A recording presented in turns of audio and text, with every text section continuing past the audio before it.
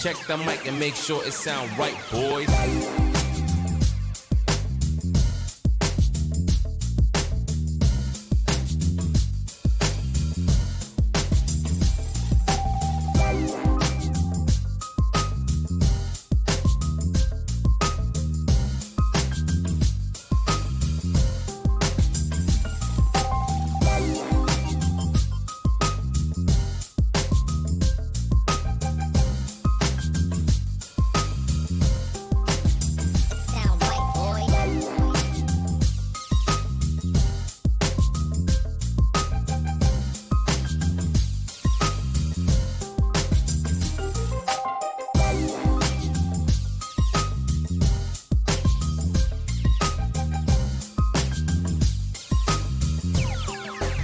It sound right, boys.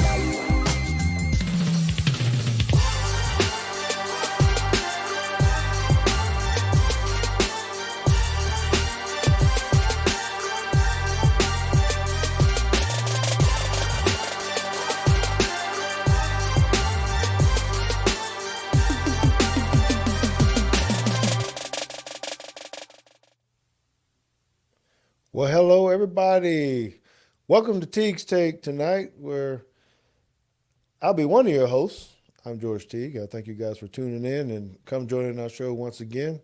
We always appreciate all the support, conversation, and you just taking some time out on a Tuesday night to join us on the live show.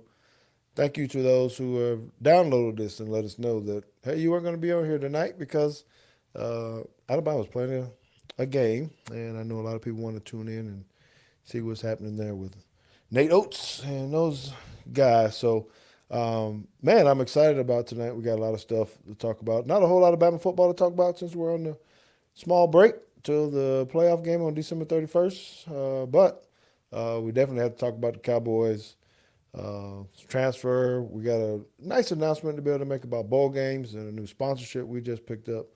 And, of course, Bryce Young winning the Heisman. But before we get into all that, and before we bring in JT, I want to share something else that's kind of on my heart. You guys know that I kind of go on to some emotional stuff sometimes or whatnot. And today I was really drowned with emotions about coaching. I kind of, it's always very close to my heart. After I got done playing with the Dallas Cowboys, I went into high school coaching a year later, pretty much on a full-time basis. And, as you're in school, it's my 19th or 20th year now, I guess. And I want to say something to the coaches out there. I think you guys are underappreciated, and you don't get enough praise, often. And we do keep things in order, right? We're always, if you're at a private school or faith-based school, we always got to put our faith first. Then, of course, you got to have the academics. Then we roll into the sports component after that. What most people don't know is all the countless hours and times that you guys and ladies have to do. Your counselors, your bus drivers, you're washing clothes. Sometimes you're painting fields or courts. You're sweeping things. You got to do all the duties that no one else wants to do, whether that's lunch duty, parking lot duties. You might have to be spending time at feeder schools, doing camps, trying to get more people to come to your school and all these things. So there's so many things that coaches aren't recognized for that they actually have to do. So as we get into this holiday time and we're getting around Christmas, I just want to give best wishes to all of our coaches who are out there because what you guys do is extraordinary. And you don't do it because you're looking for praise and things that you do it just because you love kids and your school, the brand, and all of that. So I'm very thankful for the staff that I have at JP2. I have 52 coaches, 53 coaches that I work with as an athletic director. And all of them are different. All of them are very, very good. But the main thing out of all of them is they're all about the kids. And I can't be more thankful for that than I am as an athletic director. So, JT, why don't you pop on in here for a moment? Y'all need to make sure y'all say hello to JT.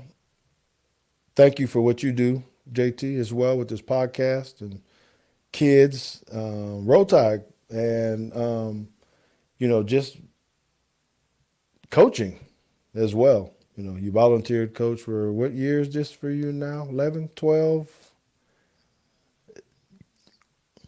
It is year 11, I believe.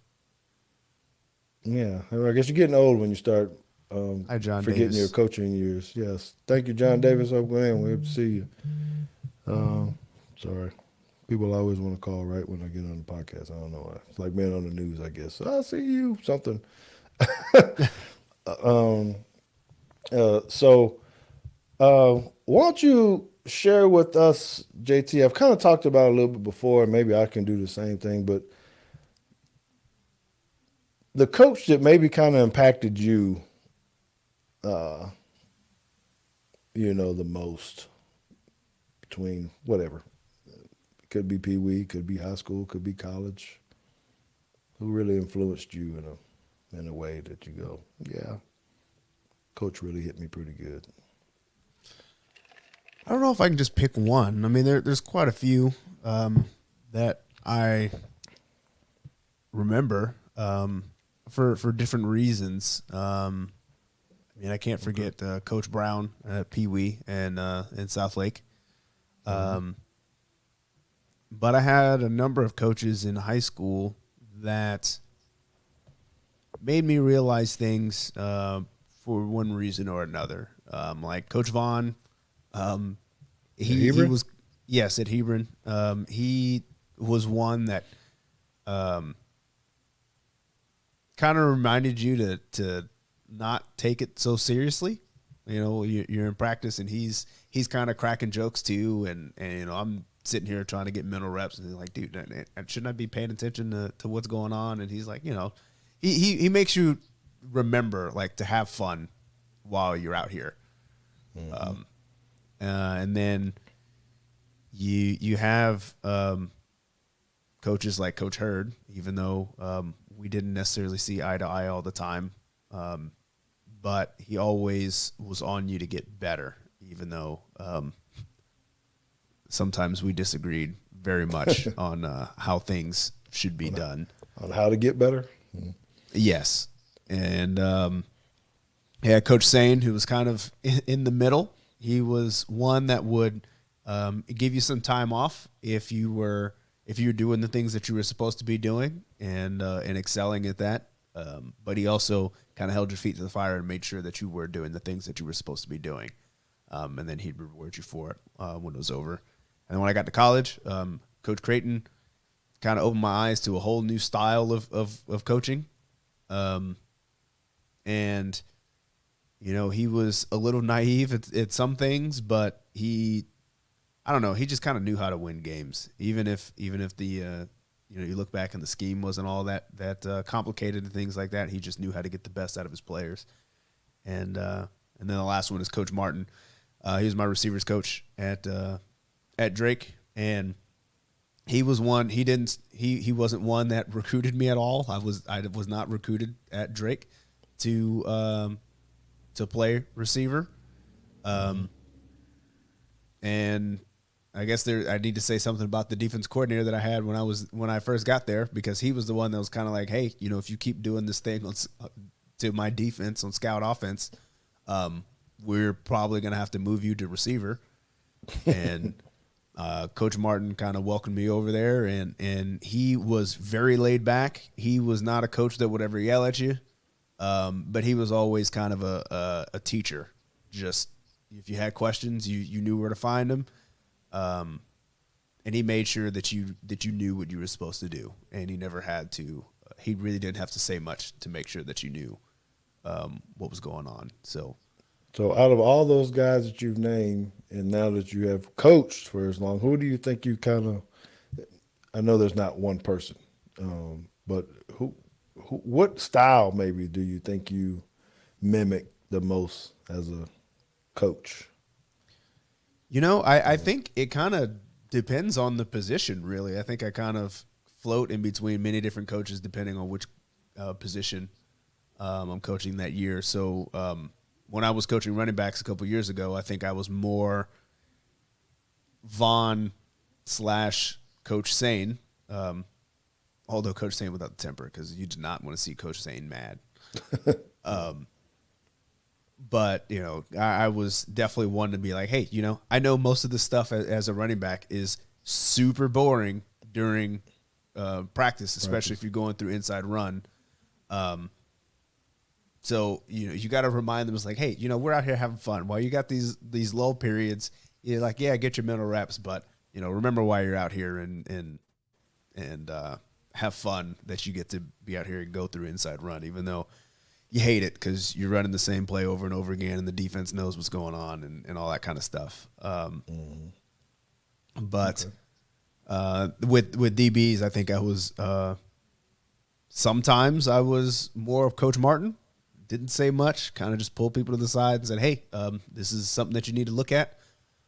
And other times, I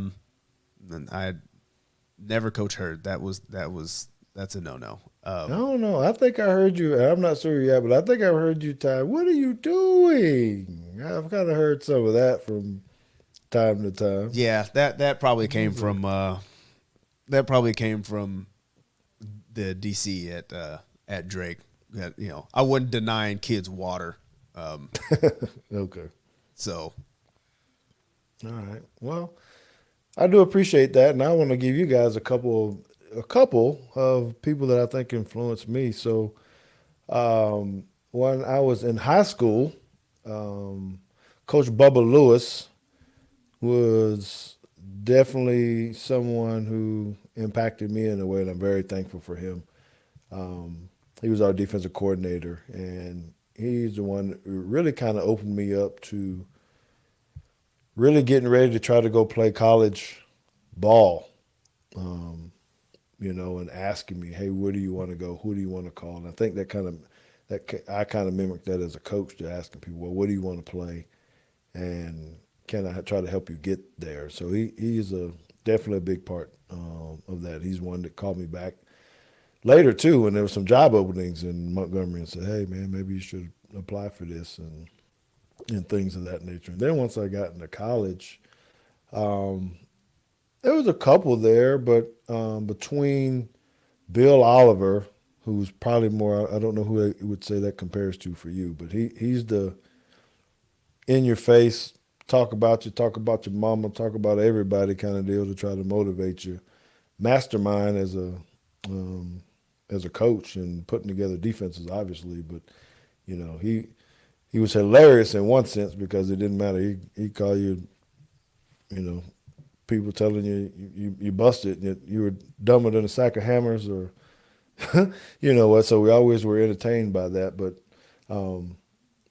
you could always trust him to know that he was going to put you in the best position to win. And then, of course, I had Bill Curry first, and so he really installed discipline early. And then when Gene Stallings came in, he really taught a whole lot more about family and values and things of that nature. So unlike you, I kind of try to intertwine all of this stuff. And then when I got to the league, as you know, and I still spend a lot of time talking to Clancy Pendergast, who's now at UCLA.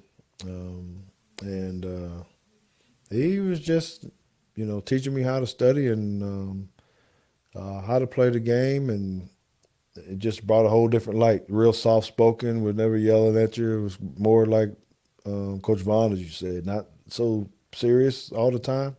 You know, have some fun at this stuff and go make plays. And then I had Mike Zimmer, who was different. He was more like I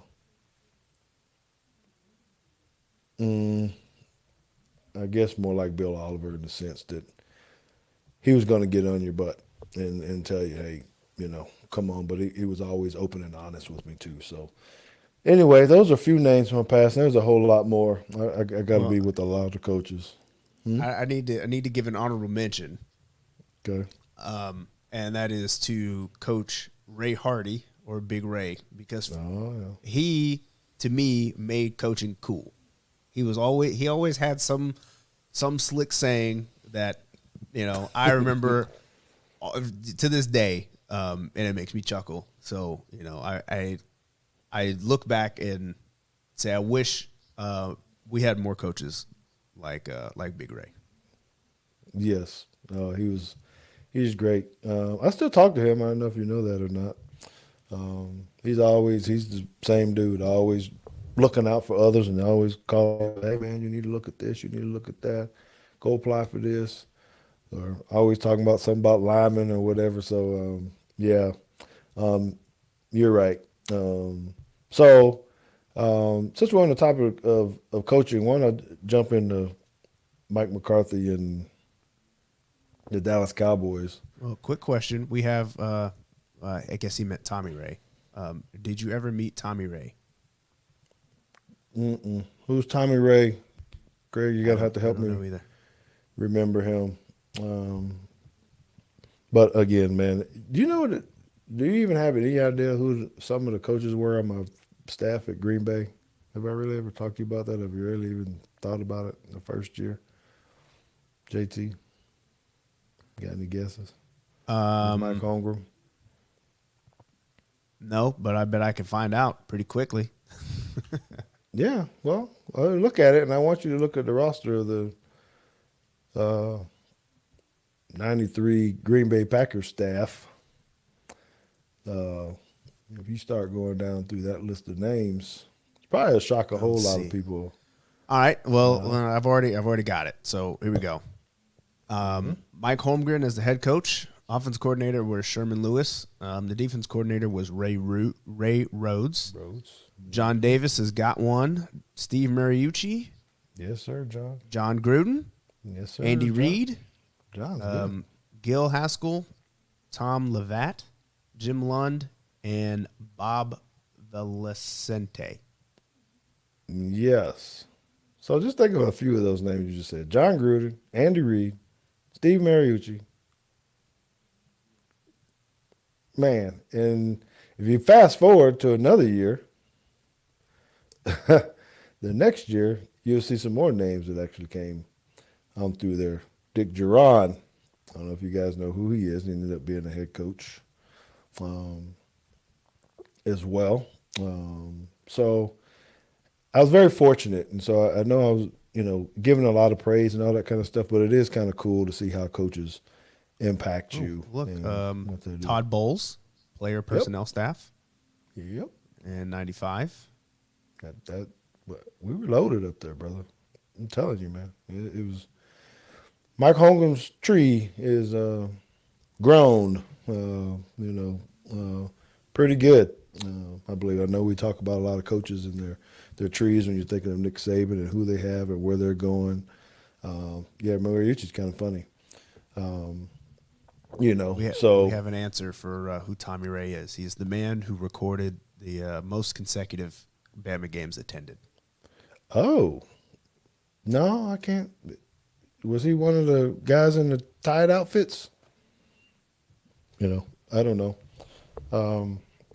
But anyway, so Mike McCarthy predicted a win last week. Was it overblown a little bit? Was he really predicting, or was he just trying to give some confidence to the team? Most time coaches aren't coming out and saying whatever tone, we'll win this game or we're going to win this game.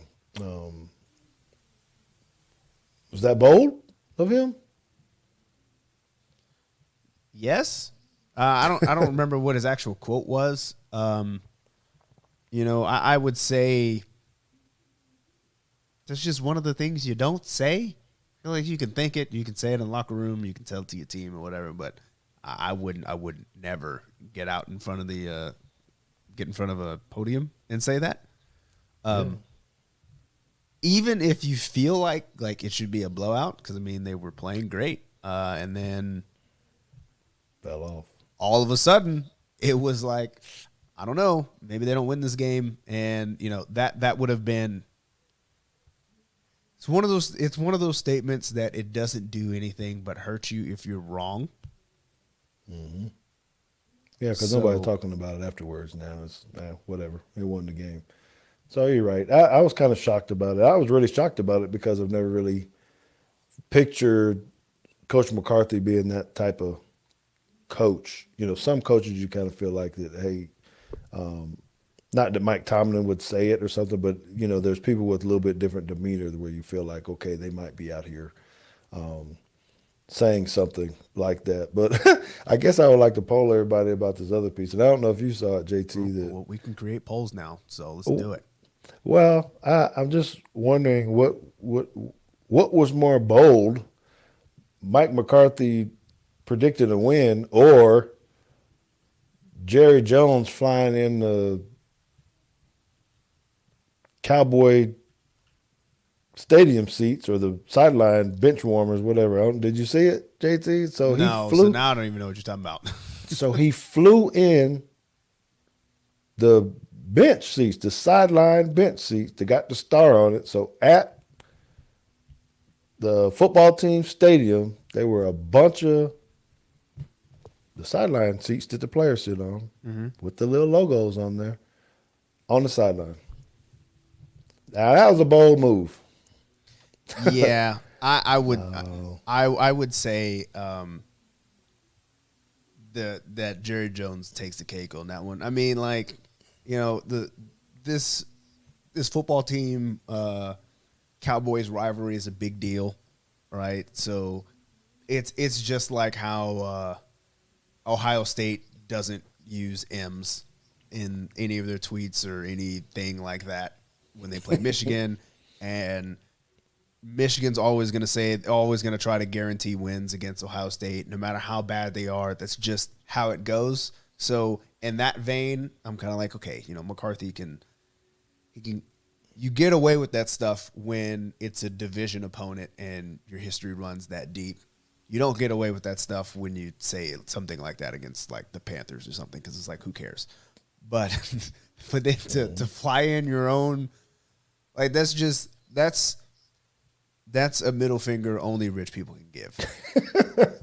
Well, he didn't say, but it was reported that the week before the football team had some issues on the sideline with the warmers.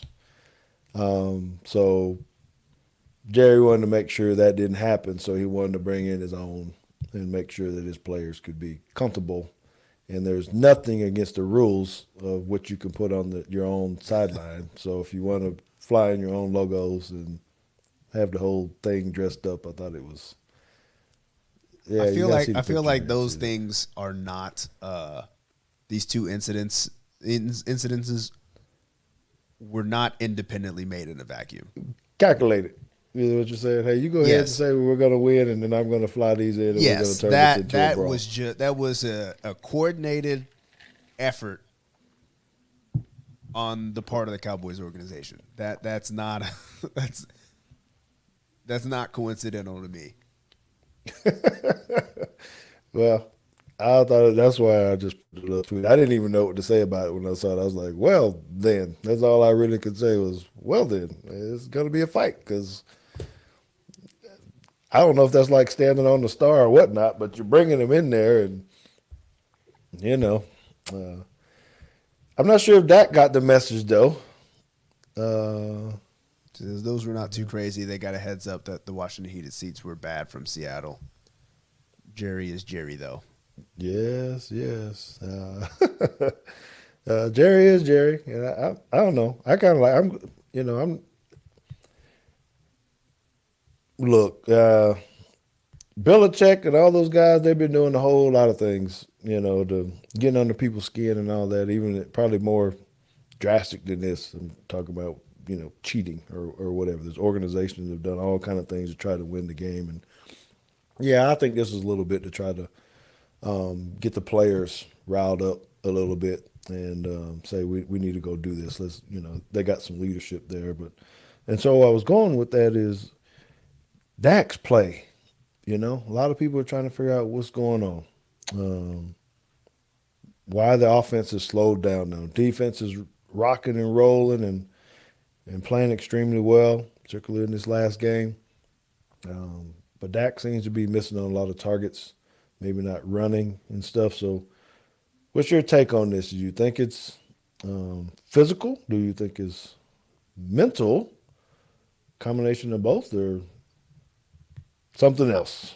No, I don't think it's physical. I mean, I sent you that article from Blocking the Boys. I don't know, probably 2.5 hours ago at this point. It was a short read, but it maybe in hindsight, we were talking about, or there was much talk about the Broncos game and how the Cowboys offense had gotten exposed, and Dak was like, it ain't no big deal. They didn't have no blueprint. We hope more teams, start playing the way that they do against us, the way that Denver did. And then you look at that chart that I sent you. It's like, that's exactly what happened. They stopped blitzing. They started running more zone. And we've seen a slowdown in the offense. I'm not saying that it's been bad, but I wish I could find the chart. Maybe I just pull it up on my phone, because the comparison between like completion percentage and touchdown to interception ratio between zone and man that's a big difference. And I think I'm having a hard time with going that a quarterback would have a harder time throwing the ball into a zone than versus man. Philosophically, but just because of windows and timing and receivers being able to sit, and find those windows. It seems like anytime you ever hear about elite quarterbacks, I think, of course you can torch them and create big plays. But most of the time when we're talking about quarterbacks, don't we hear, hey, you can't sit back there and let him throw because he will eat you alive. There's going to be the windows. He's going to find the spot to throw the ball when you think of Aaron Rodgers and Tom Brady and, all the more elite quarterbacks if you sit back there in zone. And that kind of it just seems backwards to me that you're saying, hey, he can't throw it into a zone. I can't wrap my head around that right now. Yeah, well, I mean, we were both sitting in the same room when he threw that pick six, and we were both like, what was that? What happened? He was open, and then you waited too late, and you threw it, and it hit the linebacker right in the face. So I pulled up the little table here. Touchdowns to interceptions versus man coverage, Dak Prescott is 15 touchdowns to 1 interception. In zone coverage, he has 4 touchdowns to 7 interceptions. And I think where the key stat might lie in this table is the pressure percentage.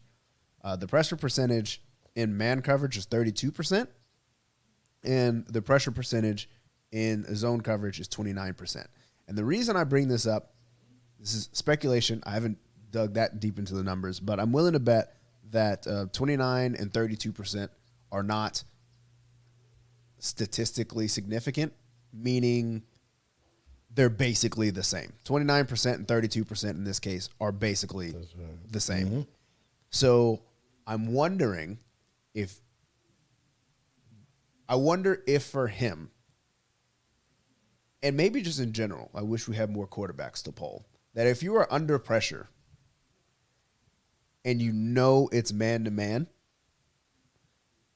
is it easier to make your read? Whether it's throw the ball away, you got the deep ball, you got a hot route, maybe you just got a hot route and it's man-to-man, so this is where I'm supposed to be going. And potentially, maybe your receivers are able to bail you out a little bit more in man-to-man. They can't really bail you out in zone if you're hitting a linebacker who's just running 3 yards in front of the receiver and you hit the linebacker in the face with the ball. Yeah. Well, I think you're definitely right about that. The pressure rate, I think, being insignificant or making any difference. I would think, what year is this? now for Dak? He's in This is year five. year 5. God, Dak and I are the same age. My goodness. Yes, this is year 5. I don't know, man. I just feel like, and maybe I'm being too harsh on what a contract looks like. I just feel like if you're gonna make 20, 30, 40 million dollars, zone shouldn't be affecting you like that. Your timing's got to be faster. You got to let it go faster. You got to be doing more with your wide receivers to know where the landmarks. Yeah, that's what you're talking about. You know, maybe what Steven has been saying or what Jerry has been saying, blaming the wide receivers a little bit, not hitting their marks, not being where they're supposed to be. I never got a chance to see any of that because Troy Aikman and the guy, when we played, they always were working full speed with. Correction. This is year 6. She's right. I did not count the year that he was drafted. Okay. I mean, I don't know, man. I don't know how you feel about that. I mean, you're 6 years in. I know it hadn't been his reign the whole time, but man, it just, I don't know, it's disappointing to me to see that. And I'm actually going the other side, JT. I like those stats. Now I'm thinking what my players had on, and I'm going to give you this example. You haven't blown your Achilles out, okay? But I have. Who maybe I hadn't blown your Achilles out. I did mine first. Oh, yeah, that's right. I blew my Achilles out before it was cool to blow out your Achilles. Well, at least I did mine on something cool. At least I was dunking basketball. And Not how that went. And you were out there playing flag football or something. Yeah, well, only half of that is true. But Okay, well, I don't know if this happened to you. So I'm gonna. This will be good because I've never talked to you about this, right? Occasionally, so I did a full year rehab, hard rehab with Dr. Glogow. I'm going to say like an athletic type deal because I wanted to get back. I didn't shortcut anything. I made all my appointments. I did everything. And to this day, so I'm healthy. I don't think I'm going to re-blow it out. Not that left one anyway. But to this day, JT, my leg, lower leg, still kind of cramps or tightens up. You ever have anything of that nature where I feel like I have to? It's like like the muscles are contracting or something. I don't know if you have it, but I do. Okay. No, I don't particularly have that. I did realize actually just today, again, a couple hours ago, sitting on the couch, and Tinsley and I are playing, and she's laying on the floor, and she's shaking her head and kicking her feet. So I'm mimicking her, and I'm kicking my feet, and I'm kind of just letting my feet dangle, and I could feel on my left side, the side that the Achilles was torn, that like that doesn't feel too great. Maybe we shouldn't do that very much anymore. Okay, so you're going into my point here. Even with that, now his injury, I don't know, will we say it's more severe than ours? Lower leg injury is at least comparable, and he's doing a whole lot more stress out there. So I'm wondering if from time to time, it's not like you said, it's not killing us, it's not hurting us, but it's enough to make you think about, okay, maybe I shouldn't be doing that. And I'm wondering if he has some of that in his mind. Not significant pain, not something that is going to keep him from playing, but while he's out there running, maybe he makes a cut, maybe, like you said, he's doing his leg like this or whatever, and he goes, whoa. And so that's why I say I think there's some type of physical piece in that, not like, hey, I'm super hurt, but maybe that weighs onto him mentally as well. Do I actually go ahead and try to run? Can I throw off the back foot like I used to all the time, or when I'm sprinting out? Like, for instance, Dak always, whenever he would roll out, he wouldn't plant to throw when he was sprinting out. I don't know if you ever really paid attention to that. He'd be rolling out, he'd kind of throw off that left foot, right? Dimes, getting it. He didn't do that in his past game. He actually was rolling to the right. He stopped plant. So people were saying he hesitated. But to me, it was he didn't want to throw off that left foot again. He wanted to stop, plant, throw it, and that made it late. That's my take on it. I'm with you though. I don't have any proof about anything of that nature. I just know how I feel about this bad Achilles being out here and me worrying about I'm a little tight, and then I stretch and then I'm good, So I don't know. I guess we'll have to see how he does. Now the Giants, we They're should awful. beat these guys, right? If there's ever a week for McCarthy to be guaranteeing wins, it's this week. They don't have an offense, meaning the Giants.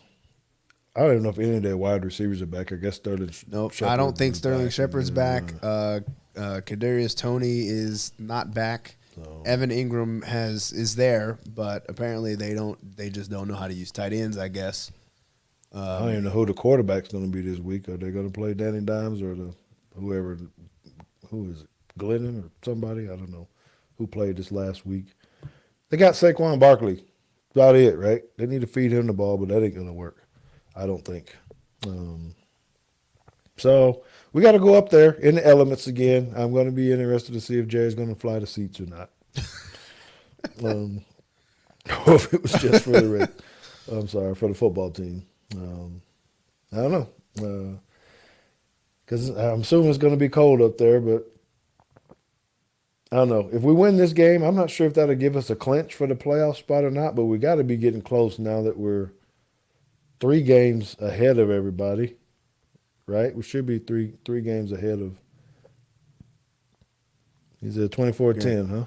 Craig Young, 24-10, Dallas. Mark it down. I think that's a reasonable score. I think that's good.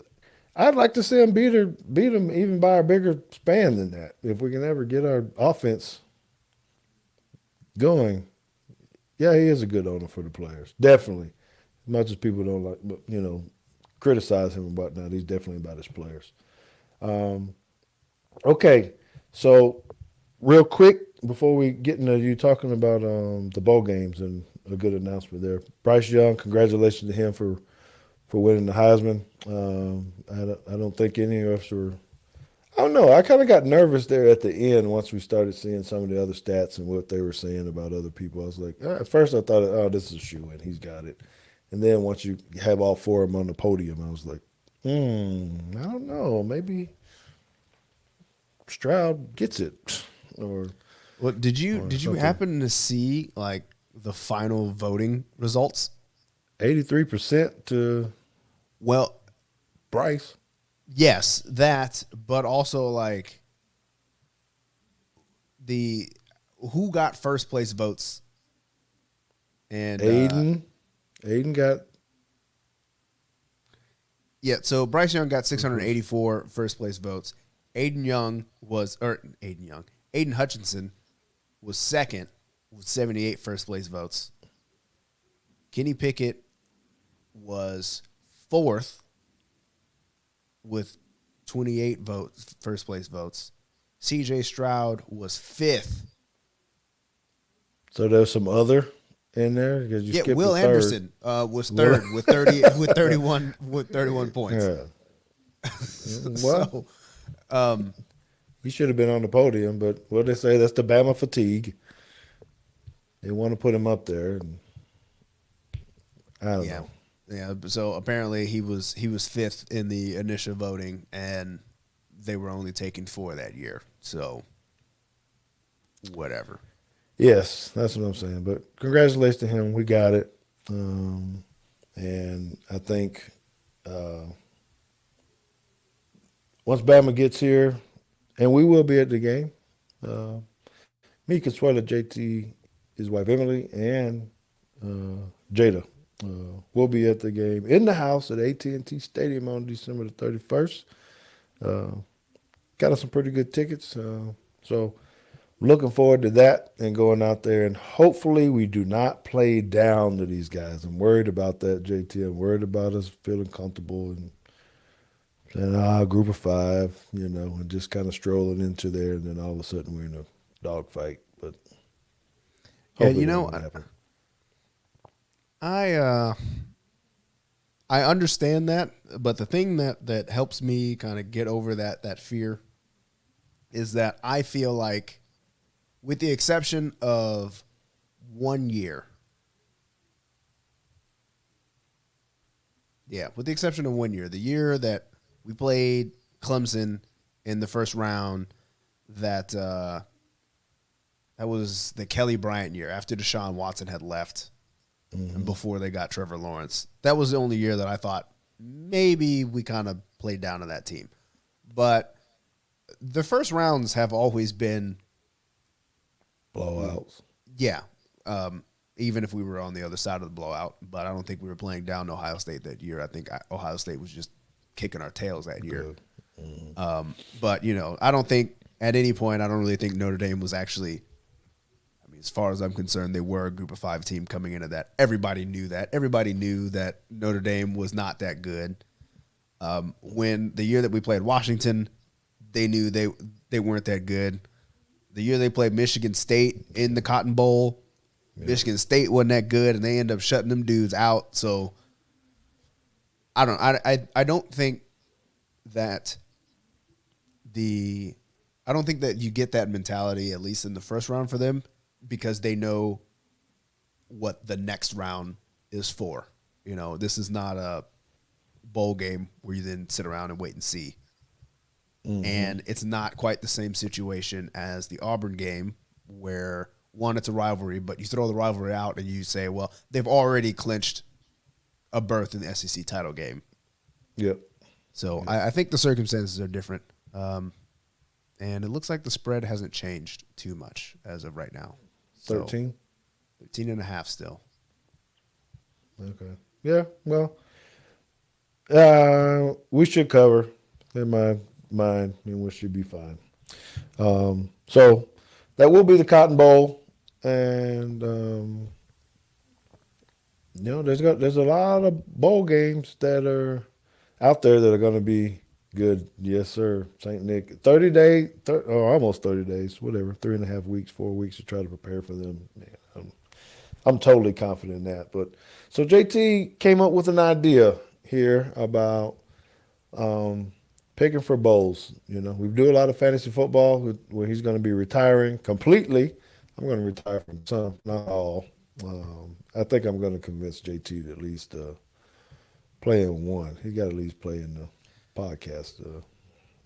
You say that. I did something happen on Sunday again that I was like, yo, this is why I need to just go ahead and set down fantasy, because fantasy never even crossed my mind until like 2:30. And I was like, oh, there's football games on today. Oh, man, I didn't even look at my lineup. And I was like, whatever, and never even looked at it. So, well, maybe this is a problem. Maybe we need to put more money in the pot, because the little $20 that we got in there, whatever, $20. But if we make it like $200 or something, you might. So let's get back to that, because go ahead. Yeah. Let me go ahead and so we have a confidence pool bowl game pick'em on ESPN. The links have been tweeted out, but for those of you that are here that may not have Twitter, there is a bot command that hopefully ends up working. That is, it is !bowls, and if the bot is actually here doing what it's supposed to be doing, then it will tweet out. It will send the link in the chat. If it doesn't, then I'll send it for you. There it is, Nightbot. Thank you for showing up on time, just a little bit late. So he just knows your voice and he just sends out the thing? No. I typed the !bowls in there, and Nightbot responds with the confidence pool link. And as we have found out today, we have a sponsor. Would you like to tell the people about the sponsor and the potential prize or the prize for the winner? Yeah, absolutely. So after I posted this on social media, I got a message from Char 380. It is a yes, Char 380. They sell grills. They build patios and different things. And you know me, I like to cook. I like to grill. I like to do all this stuff. So I actually go in there to buy seasonings, to buy meat. And in this case, today I was actually in there to buy some wood because I'm going to be smoking some deer tomorrow. But so they reached out to me and said, hey, you know, I see that you guys are having a contest. We'd like to be able to give the winner of your pool a $150 certificate to purchase for them. So I don't know if you got a little hand clap, but we do. Oh, dang it. Nope. It's in here somewhere. There it is. There it is. There it is. So we're now having Teague's Take Bowl Mania, sponsored by Char 380, where if you join in, they have to join in before Friday, right, JT, or no? Or Well, can they come in late? so yeah, you can come in late. The first locks, so the games will lock as they start. So if you join late, you do have a shot to win. You just may be behind the 8 ball because somebody may have picked 8 games correct already and had pretty high confidence points on those. So you can Why join don't you late. explain that? Why don't you explain what confidence, as you finish doing that, why don't you explain what that means? Because I didn't know what confidence meant Yeah, until you so a told me. confidence pool. So there are 3 types of pools. You have your straight up pools where you just pick the game, and the winner is whoever picks the most games correctly. Then you have the against the spread, where you're picking against the spread and not necessarily just picking the winner of the game.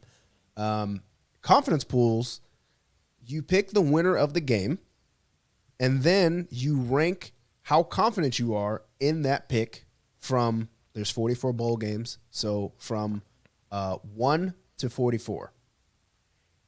The game that you rank as 44, if you win, or if you pick that game correctly, you get 44 points. If you get the next game correctly at 43, you get 43 points, and so on down to 1. If you don't pick the game correctly, then you get no points. So essentially, if you have a game that you think is a toss-up and you're not very confident, then you would rate that something like a 1. And if you get it right, cool, you get 1 point. But if you miss it, no big deal. You've only lost out on a point. Yeah, until you think you're very confident and you put it at 44, and there's an upset. And then you're wrong. Oh, man. So this will be really fun. So we want you guys to be able to compete with us. JT is already in there. I'm in there. I didn't look to see what the latest was, but I think we're approaching 10 players. That was before the show.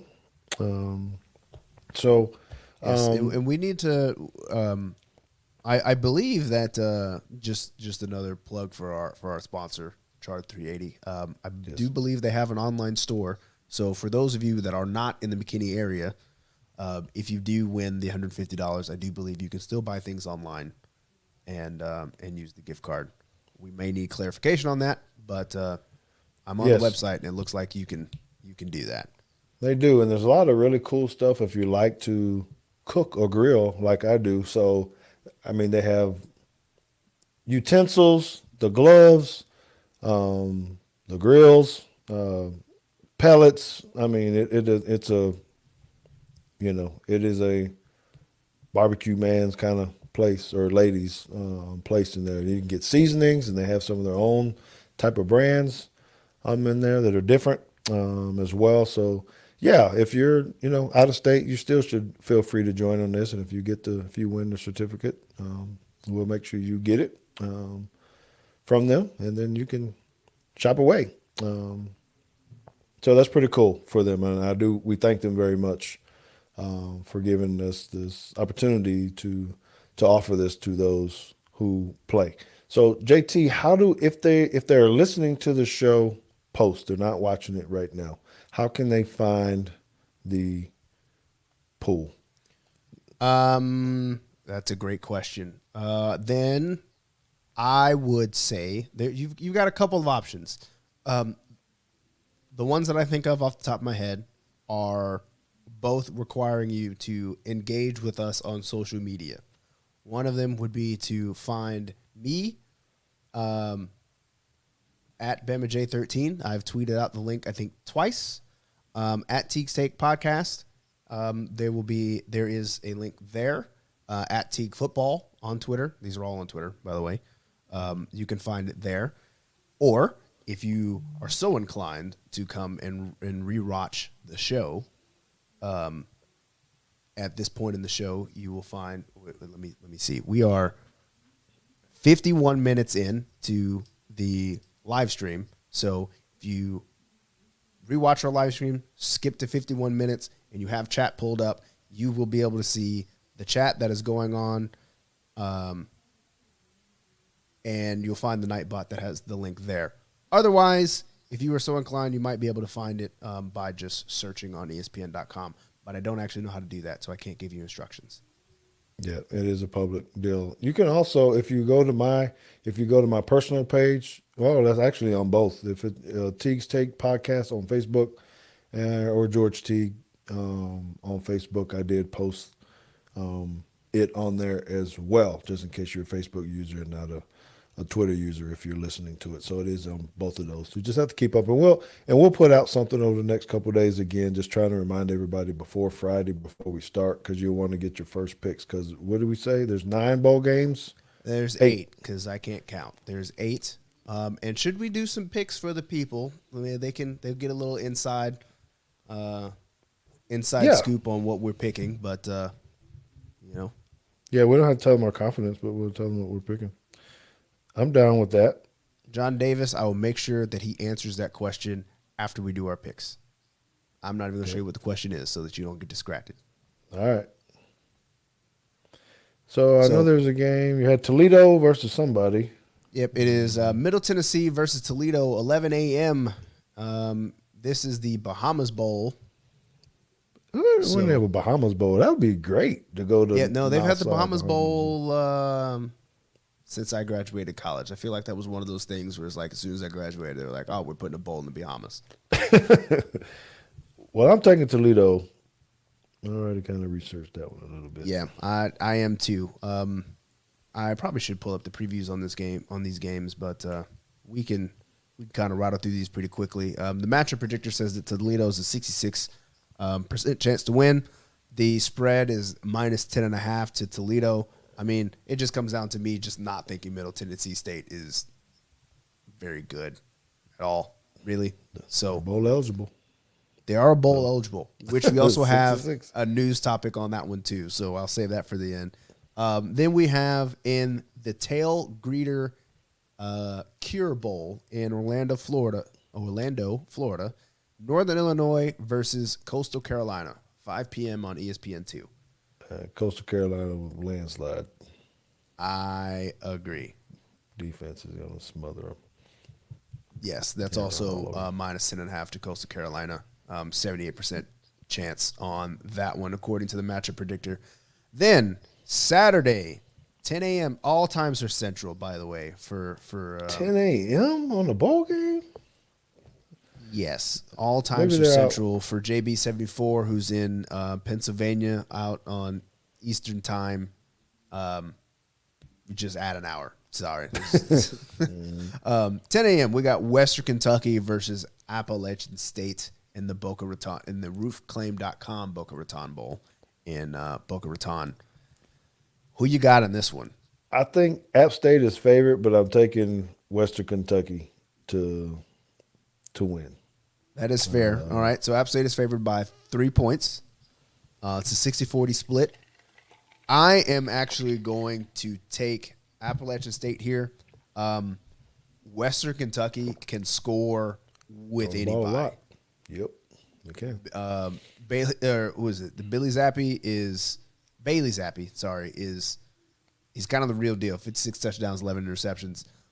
But I think this game is going to be a shootout, and I'm taking the team that I think has a better defense to actually get one stop, and that's going to be the Appalachian State Mountaineers. So Appalachian State for me.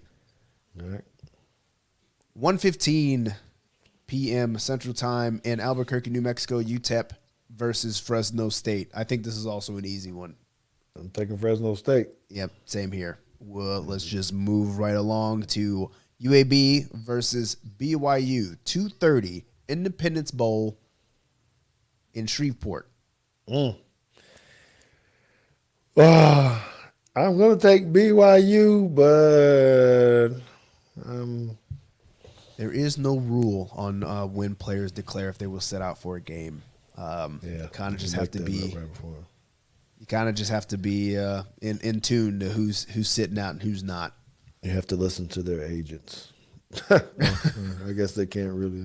You said you're taking BYU. Is that what I'm taking BYU. I don't know what that got to be about even, right? Or is BYU favored? No, BYU is favored by 7 and has a 61.6% chance to win, but not so fast, my friend. I've got UAB. This is a little bit of a home game. I say a little bit. I mean, it's where's it at? It's in Shreveport. So, okay, a little bit closer. Time change. It's going. I don't know. We'll see. BYU, I think, has they might have lost a few coaches. They didn't lose their head coach, I don't think. But I'm taking UAB's defense. I don't think BYU's defense is good enough. I think that the defense travels short distances and far. So I'm taking UAB with the upset. All right, I researched that. Then we have in the Lending Tree Bowl in Mobile, Alabama, we have Eastern Michigan and the Fighting Chris Creighton's. Chris Creighton was my head coach at Drake. He's now the head coach at Eastern Michigan versus Liberty at 445.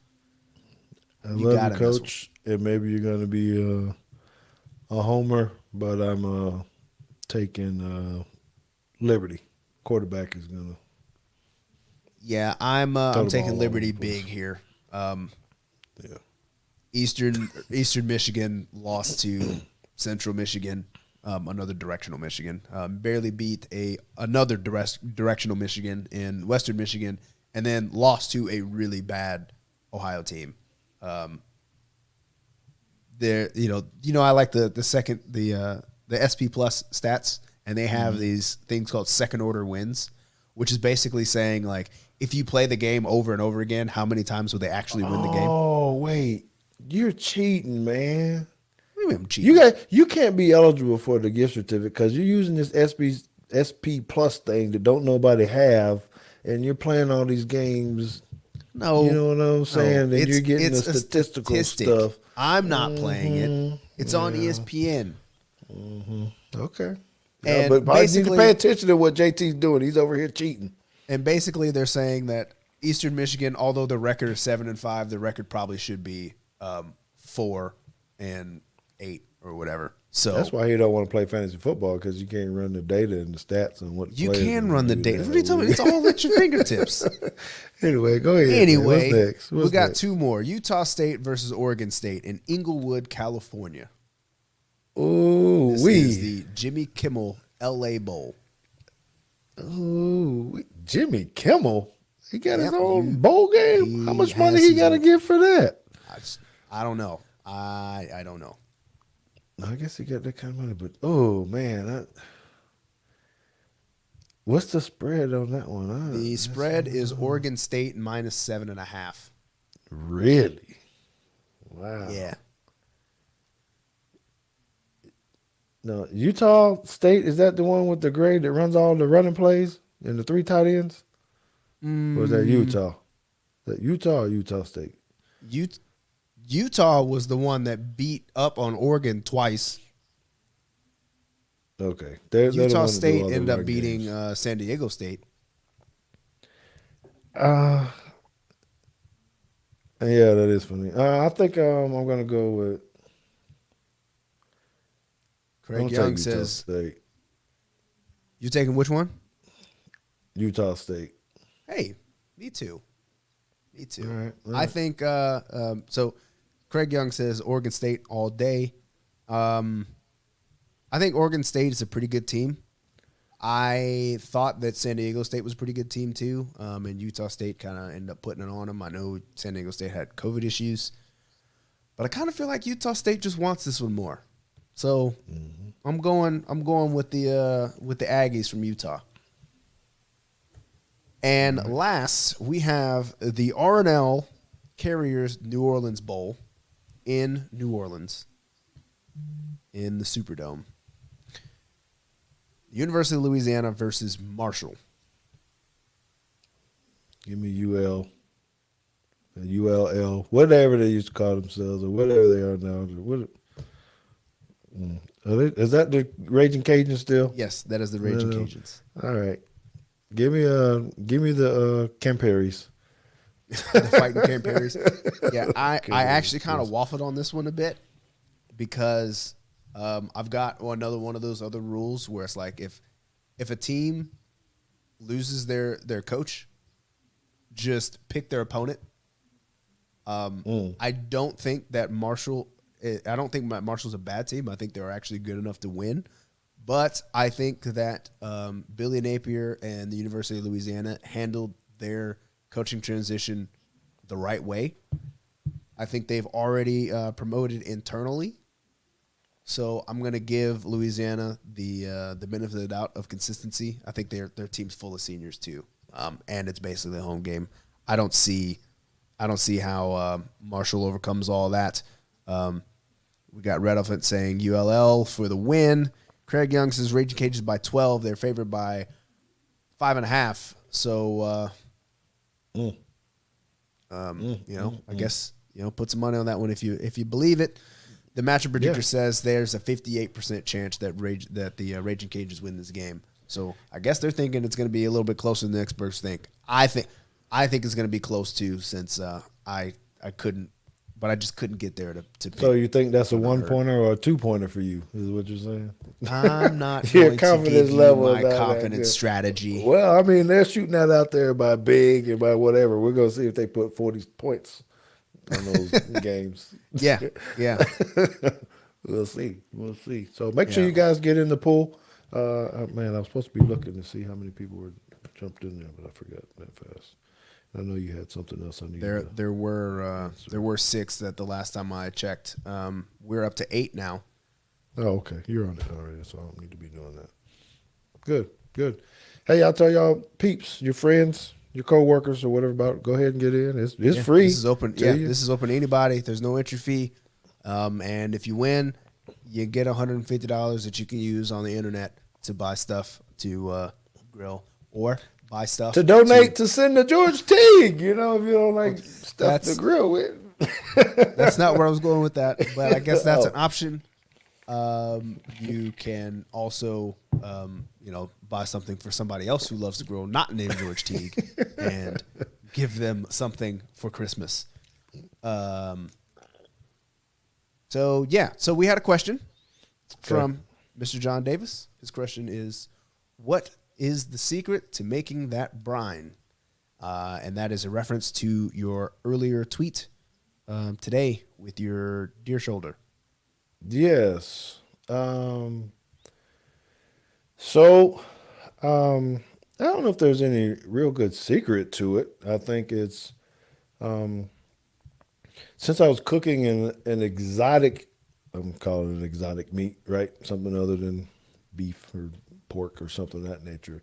You got to really worry about the flavor and the toughness of the meat and how to tenderize it, but also get the bloody stuff out of it and get the taste that's going to be good for you. So for me, it was making sure that I had enough salt and pepper in it, right? That's the main thing with it. I did add some more flavor into it. I did add a lot of brown sugar, so I have some sweetness intuitive well. Maybe that's kind of a little bit of secret to adding that. But I also put in, and this is one for me, I had chopped basil leaves in my brine as well, John. So that will add another good piece to it. And here's the other little piece, and I like doing this, and JT can talk about it because I put it in a lot of different things. But I actually, JT's had it when I cook my fish. I don't know if he knew I had it in my salmon. Oh, that was good though. I remember it. But yeah, so again, because of the saltiness, I don't think I can over salt it enough. We need to be liberal with it when you're dealing with deer meat like this. So I have soy sauce in there too. So when you were looking at that picture and you saw it kind of a dark brown, where most of the brines might be a little bit lighter or whatnot, the soy sauce is darken my the color of it as well. And so those are most of the ingredients that I have in there. I didn't put all of it in the brine. I wanted that to soak into the deer meat for 2 days. There's a couple of reasons why you're doing that. I don't know how many of you guys cook deer or whatnot, but you really got to soak the stuff up to make sure all the blood gets out of it. So you need to do that with water or some type of brine or something of that nature. So you can't just let it sit there for a couple, hours before, because they are pretty bloody. So I am almost at 48 hours, but I'll get this all out tomorrow, and then I'm going to smoke it with. I was going to use applewood, but the Char 380 had actually just sold all of their applewood, so I bought more cherry wood. If you need applewood, if you still want to do applewood, you have some? I've got some applewood chips. Whole bag. Okay, I might have to do that. I did want to do that because I'm gonna wipe the as I'm cooking it. I'm gonna baste it or whatever you want to call it with some apple cider, and it would stay consistent. But I just need a lot of meat. It's gonna be 4 hours worth of smoke, so I have to monitor it pretty good. But anyway, what did he say? What does that say? Says, don't know if you know that to get rid of game taste, soak in milk. Oh, okay. Well, that was a new one. I hadn't heard That's that before. from Craig Young. Yeah, because you got to get rid of that old tasty. But thank you for that, Mr. Craig Young. Craig Young's going to be coming to the game, too. He already did tell me he's going to be out here. So he got a free ticket to the game. Ain't that something? I will let you know how it turns out. And I'll tell you the truth. You know it'll be on Twitter. But if it was bad or good, I'll. Yeah, so do I get some, or what's the deal on that? If it's good, I'll save you some. If it's not good, I'll let you know and tell you, hey, we'll have to redo it. Okay. But yeah, Fair enough. It depends on, because your mom loves to eat that venison, things of that nature. So I'll have it done tomorrow, and I'll save you some either way, just so you can get a taste of it. All right. Well, keep an eye out for. Just had another idea. Since we're sitting here talking, might as well just let you know. Since if this bowl mania thing goes pretty well, they do also have pigskin playoff pick'em that we can also do a pool for. So when we start getting into the NFL playoffs, we can start doing some playoff picks. And I think that's a great idea. Maybe pick up some prizes there. We should do it. I said, let's just count on it. Make it happen. All right. Was there anything else we need to cover? Any more questions that I missed or something? Or there is one thing that we need to cover, because I don't know if you're going to dislike this as much as I did. I get it, but I don't know that I like it. There was a new bowl added to the slate very late this year. Okay. It is the Frisco Bowl Classic or something. Whatever. Damn. It's here in Frisco. They added it last minute. And the reason they added it is because there were more bowl-eligible teams this year than there were bowls. And there were 2 teams left out. So they made up a new bowl, put it in Frisco, and invited them to a bowl game. There's no way to tie break on who those last. I thought the bowl's gonna pick who they want. If you didn't, They do get to pick who they want. So somebody. What day is this Let me see what Frisco company Bowl it on? is. Let me what day see is what. this? Yeah. What day will it then? If it's new, they should have been first out to shoot. On Frisco, they ain't got because there's no a money couple. to There's a give. couple bowls here. the Jerry Jones Frisco Bowl. We have the Tropical Smoothie Cafe Frisco Bowl, which is that's legit. That's a new one to the edition. But it's been around for a couple years. But this one is called the Frisco Football Classic, which means it has no sponsor on it. I mean, somebody's sponsoring it, but there's no, it's not the famous Idaho Potato Bowl or anything like that. It's just the Frisco Football Classic. It's at Toyota Stadium. It's 2 days after the Tropical Smoothie Cafe Frisco Bowl, and it features North Texas and Miami, Ohio. And I don't even know how North Texas is lucky to even have 6 wins because they shouldn't beat UTSA. North Texas is not a good football team, and they haven't been a good football team for a long time. Yeah, you're right. UTSA choked that game. They should have won that game. I don't know what happened there. But how many seats does Toyota Stadium or wherever you said it is? They can't hold that many people out there, can they? Or maybe it doesn't matter. Maybe they're thinking they're not. Yeah, I mean they hold the FCS Traveling. National Championship in there, right? So, it is 20,500. Okay. About the size of Allen Stadium. Right? They should have held it in Allen. It's actually a nicer stadium. Hey, yeah, whatever. Locker room's probably not as nice or something. And parking. Quick game update. Memphis is up 44-37 with 17 minutes left in the game, according to John Davis.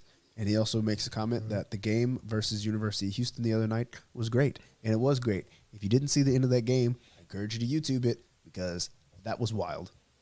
Oh, yes. Oh, yes. Okay. Well, hey, thank you all everybody for being in the chat and, giving us feedback and all that. We do encourage you to make sure you find our Teague's Bowl Mania, whether through a social media or you're coming back on the YouTube.